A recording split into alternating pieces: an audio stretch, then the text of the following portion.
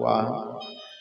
तो रास जब जीव को जब मान मिलता है, सम्मान मिलता है, तो उसके जीवन में अहंकार आता है।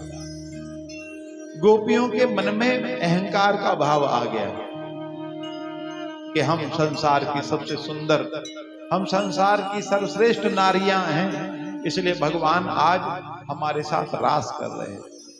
और भगवान उनके अभिमान को जान गए और आज विशेष गोपी राधा रानी उनको साथ लेकर के और रास मंडल से भगवान हो गए अंतर्ध्यान।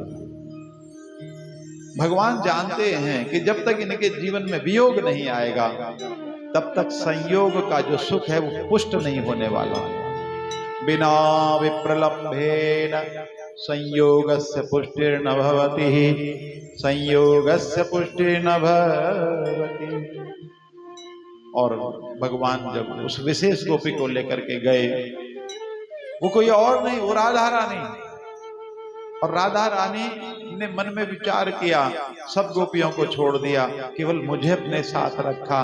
तो राधा रानी को आ गया मान। भगवान को कहा मेरे से चला नहीं जा रहा, एक काम करो आप अपने कंधे पे बिठा लो। भगवान ने कहा इसको भी आया मान, अब इसको भी छोड़ना पड़ेगा। राधा को कहा आप ये वृक्ष की डाली पकड़ो, और जैसे राधा ने वृक्ष की डाली पकड़ी और भगवान हो गए अंतर्ध्यान।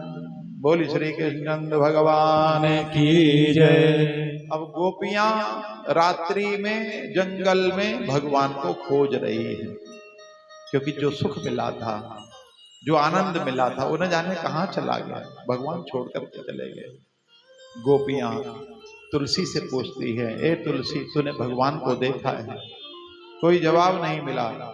उस अश्वत्थ वृक्ष से पूछा कि तूने भगवान को देखा है?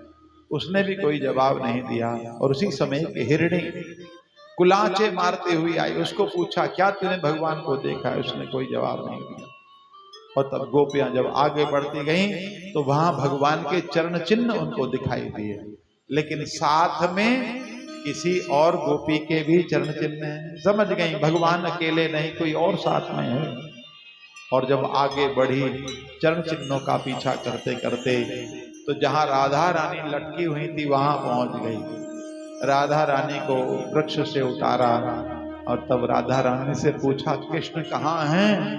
राधा रानी ने कहा जैसे तुम्हें छोड़ा वैसे ही मुझे भी छोड़ करके अंतर्ध्यान हो गए। चलो चलो भगवान को खोजें। आज गोपियां रो रही हैं महाराज। रोते रोते गोपियों ने गोपी गीत गाया है। जयति तेधिकं जन्मना व्रजा